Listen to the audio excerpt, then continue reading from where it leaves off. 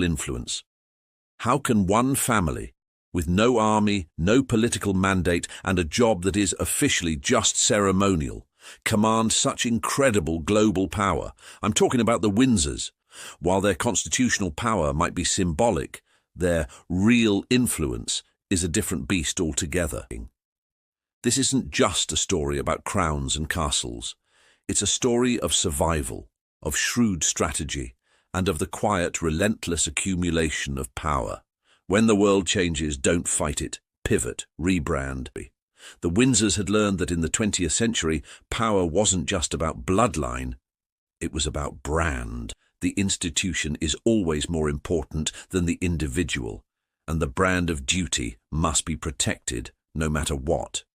The power of the Windsors wasn't in the person wearing the crown, but in the idea the crown represented, and that idea was duty.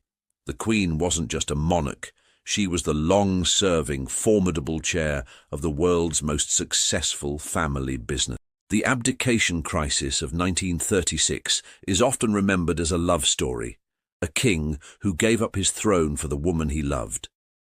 But behind the romance was a brutal power struggle. It was a moment that proved the monarchy's second great secret. The institution is always more important than the individual, and the brand of duty must be protected no matter what. When King George V died in 1936, the crown went to his son, Edward VIII. Edward was handsome, modern, and hugely popular. He seemed like a breath of fresh air, but behind the scenes, the establishment was worried. Edward was seen as a loose cannon, avoiding his royal duties and showing a shocking lack of interest in the job he was born to do. The crisis blew up when Edward announced he was going to marry Wallis Simpson, a twice-divorced American socialite. For the government and the church, this was a non-starter. The King of England is also the head of the Church of England, which at the time didn't allow divorced people to remarry if their ex-spouse was still alive. For the king to do it was a constitutional and religious nightmare. But the real secret was that the problem wasn't just Wallis Simpson. The real issue was Edward himself. The Prime Minister, Stanley Baldwin, and the royal court saw a man who put his personal desires above his public duty. He was a threat to the brand of selfless service his father had built. The monarchy had survived World War I by becoming a symbol of stability. Edward risked turning it into a celebrity soap opera. Faced with an impossible choice, Edward chose the woman.